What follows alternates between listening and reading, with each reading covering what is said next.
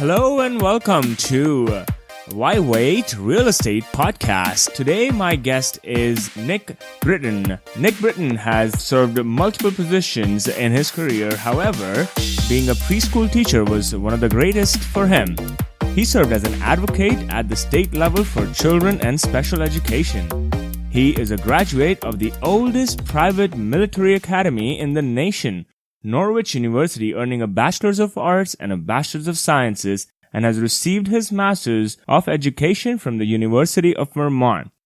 As a former college football player where he won several championships, Nick still enjoys working out at the game of football. He has several properties, several companies, and currently own real estate properties, I believe both in Vermont, Miami, and several other places that we'll just find out. His community involvement through the years started at a very young age where he received the rank of Eagle Scout, to volunteering for the Special Olympics, and still advocates and donates to many, many veteran nonprofits. That being said, let's welcome Nick to the show. Nick, how are you doing today? Doing very well. Thank you so much for having me. I appreciate your time. Absolutely. Nick, you're welcome on the show. We're so excited to hear about, all things Vermont. Being a Torontonian, sometimes it's almost like being in a bubble. You don't look too far out, and there are tons and tons of opportunities all around you. Sometimes distance is something that we feel limits us, but to be honest, real estate is such a thing that can be managed, and we want to hear from you. How have you been managing it? When did you get started? Let's get to that. Of course. So first and foremost, even though I'm in Miami right now, my journey began a little further north, just south of you, in the Boston, Massachusetts area, as well as in Vermont is where I spent a lot of my time. And we know the weather in Vermont is very comparable to the weather in Canada. And I was up there. I did 9 winters in Burlington, Vermont, where I bought my first property, which was a condo at the age of 24. And at the age of 24, I bought a condo. And I started renting out the bedrooms to my friends, and I was sleeping on the couch of my house. And that's when I realized that real estate was the way to achieve my freedoms and my goals. That's amazing. I believe you discovered Airbnb before Airbnb then. Yes. Short-term rentals. And I was working 2-3 jobs as a teacher. Wow. But I was always working 100-hour weeks, 80, 90, 100-hour work weeks. And I didn't want to do that for the rest of my life. So I really committed to learning the game of real estate. And I call it a game because that's how I view it. It is a game, and you can win at it, and you don't have to be really smart to achieve freedoms in real estate. And that's such an amazing thing about that.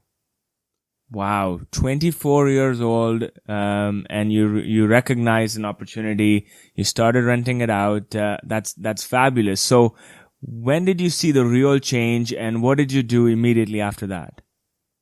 Yes, the real change was, I was renting it out, making a little bit of money, just covering my bills.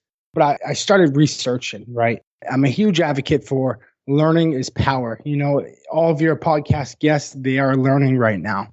I started reading books, some of the classic books, Rich Dad, Poor Dad. I started following a gentleman named Grant Cardone, and Mr. Cardone wrote a book called 10X, and he has 6,000 apartment buildings. And I started thinking bigger than one small condo that I was renting out a couple of rooms.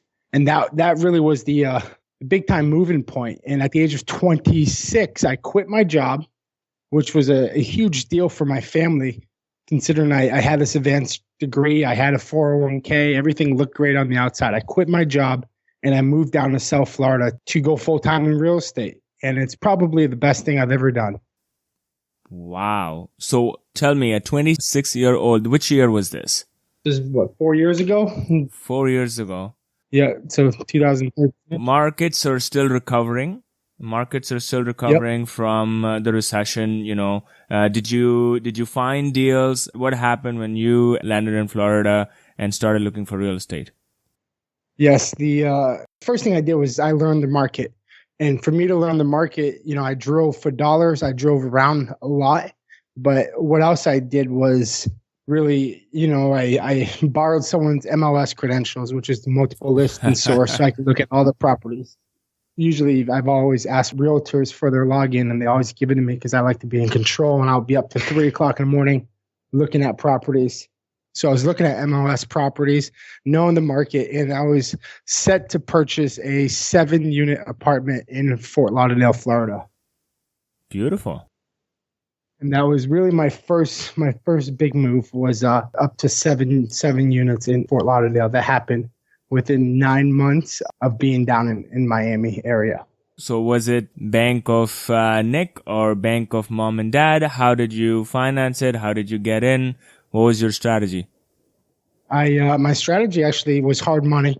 I don't know how it is in Canada, but down in South Florida, money is never the issue.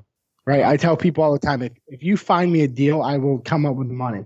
I think I was paying 9% on the money, but 9%, that was cash flowing 13%. So the numbers were tight, but they were good for my first deal, my first real big deal. And I pulled the trigger on that, which was great. And then quickly afterwards, I actually bought a duplex within 3 months afterwards in Orlando. And that's really the commitment I made. In Orlando, I started getting very creative. To this day, everything I do is creative real estate, seller finance, carrybacks. I don't do anything really traditional. I can't. I've bought a house before by using credit cards. So I've really tapped into all my resources, but I truly believe that my mind is the most powerful thing. And you can find a way to put a deal together. There just has to be a deal there. So for our listeners who, could be largely Torontonians in the GTA, as we call it, the Greater Toronto area, give us, first of all, a picture of what does, on a map, if you had a map right in front of you, how does Florida look like? North, south, east, west. Where would you go? What markets would you go? That's tough because I'm in the southeast area of Florida. So I have West Palm Beach, Miami, and Fort Lauderdale right near me. It's all market specific. There's places in Miami where you can still buy at $40,000 a unit. Question is, do you really want to deal with that property at $40,000 a unit? You can go across the other side of Florida and buy units for $25,000 a unit. And if that's the route you want to go, you can purchase those. So the thing with South Florida, Miami is Miami, right? So it's a huge international market. And I'm not talking about, there's a lot of Canadians in South Florida, but I'm talking about Chinese, Venezuelan, all over the place. A lot of international, Caribbean, the huge Chinese market right now, Venezuelan money, a lot of international money in South Florida. And, there's stories of people coming down here for a weekend and buying, a 6-unit apartment building cash. On the spur of the moment. So it's actually a great place to potentially wholesale if you're familiar with that way to make money and to assign contracts. I'm familiar with wholesaling, but please tell us, for our listeners, what wholesaling means. Wholesaling is pretty much playing the middleman. So you can get a contract under contract. You can get a property under contract at a lower purchase price and kind of just assign or sell the contract to another investor, to an end investor. There's good ways to do it. And down here in South Florida, a lot of people do it very shady. And I don't like it necessarily because I don't think you should pretend you want to buy a property if you're just trying to sell that property. I believe in being honest and having good karma. Some people push that envelope of doing the right thing, in my opinion. So let me backtrack a little bit. You said you bought a 6-unit or a 7-unit apartment building. 7. And then you moved on to a duplex. So what is Nick's strategy in terms of gathering rental units? Yes, it's actually unique right now because I'm at a point in my life where I'm honestly thinking about just liquidating my whole portfolio, selling everything, and buying something 32 to 36 units. I think that's my strategy right now, just because I have properties all over the map, which some people, it's a nightmare to manage that. I'll be honest with you. It's very hard to manage it. My property in Vermont that has been rented out, I have not been up there in 4 years, and I have not missed a payment. The tenant's still there. That's best case scenario. But I have properties elsewhere that it's just a headache, a constant headache. Wow. Okay, so let's talk about rents a little bit. What are the expectations of rents? What are the price points for these properties? Yes, down here in Florida, it's a beautiful place because there is no rent control. And you go to some major cities, I believe some spots in Canada as well. All of Toronto, for sure. Yes. South Florida, there is no rent control whatsoever. So it's crazy. It is absolutely insane. Section 8 vouchers, which is government housing, a 2-bedroom is probably 1,200, and a 3-bedroom from the government is like 16 to 1,700. And those really dictate the market. But, the wife and I, we were living on the beach for 2,500 a month. So, and I have properties that also rent for 700. So it's such a huge spread down here. Now, are these neighborhoods kind of within, decent distances from each other, or are we talking No. Okay. No, it's pretty funny. Where I live right now is a beautiful neighborhood. And if I were to take the dogs out for a walk for a mile, I could be in a not so nice place. It's how Florida is. It's how this market is. It just fluctuates. You can make a lot of money if you do the research and if you're ahead of the trends and know the bad areas that are about to be developed into nice areas. A lot of people make great money that way. And how do you scope out what is a good area, what is a bad area? What is your strategy in scoping that?